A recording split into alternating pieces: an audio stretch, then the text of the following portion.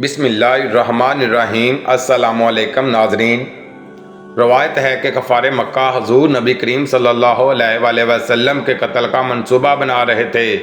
اچانک ابلیس لائن آ گیا اور بولا، محمد کا نگہبان خدا ہے، تم اس کو قتل نہیں کر سکتے، البتہ میں تجھے ایک تجویز دوں گا۔ ابلیس پھر ابو جہل سے مخاطب ہوا، تم اپنے بت کو محمد کے سامنے رکھ کر سجدہ کرو، ہو سکتا ہے تمہارا بت محمد کے بارے میں اظہار خیال کرے، یہ بات محمد کے لیے قتل سے بھی زیادہ اذیت ناک ہوگی۔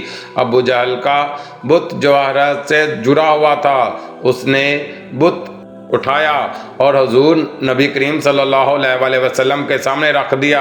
اس وقت آپ حرم شریف میں تشریف فرما تھے۔ ابو جہل نے بت کو سجدہ کر کے کہا، میرے معبود، میں تمہاری عبادت کرتا ہوں اور محمد تمہاری تکذیب کرتا ہے، تم محمد کی توہین کر کے مجھے مسرور کرو۔ بت حرکت میں آ گیا، اس نے حضور نبی کریم صلی اللہ علیہ وآلہ وسلم کو گالیاں بکیں، آپ کو سخت صدمہ ہوا۔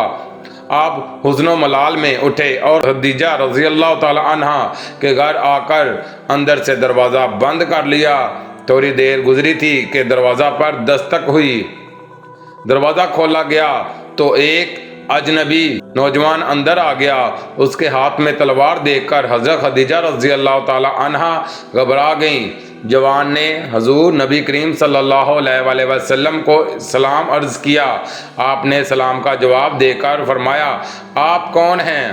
اس نے کہا، جن ہوں یا رسول اللہ صلی اللہ علیہ وآلہ وسلم، پہاڑوں کو اٹھا کر سمندر میں پھینک سکتا ہوں۔ اس وقت کہاں سے آ رہے ہیں؟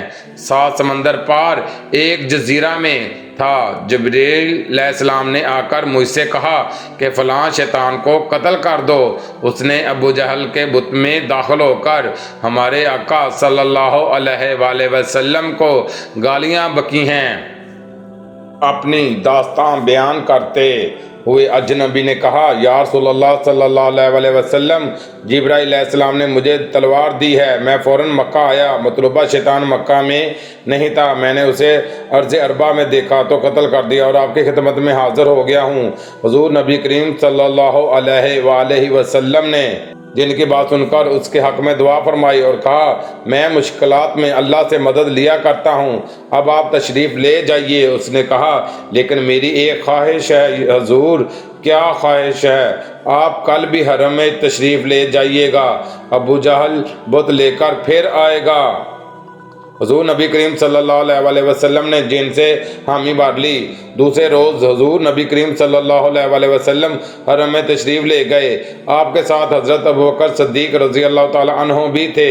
اچانک ابو جہل بت لیے آدم کا، اس نے بت کو حضور نبی کریم صلی اللہ علیہ وآلہ وسلم کے سامنے رکھ کر اس کے آگے سر جھکایا اور سجدہ میں گر پڑا اور ہاتھ جوڑ کر بولا کہ کل کی طرح آج بھی محمد کی گالیوں سے تواضع کرو۔